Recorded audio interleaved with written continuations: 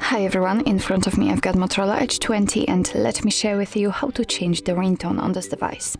So firstly, let's enter the settings, and here we have to scroll down a little bit and tap on sound and vibration.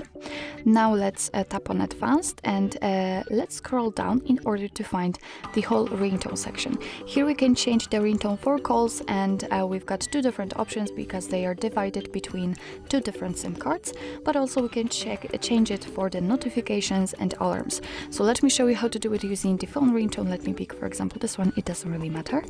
And as you can see, immediately actually we've got the full list of all available defaultly installed ringtones from which we can choose. What's more, at the very top of the list we've got the option none. So after picking it, your device won't notify you about any incoming calls.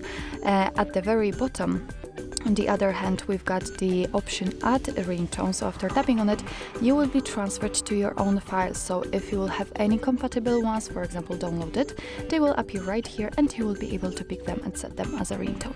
But let me get back and let me pick something from the defaultly installed ones, and all you have to do in order to check how the particular ringtone sounds is to simply tap on it and you will be able to check.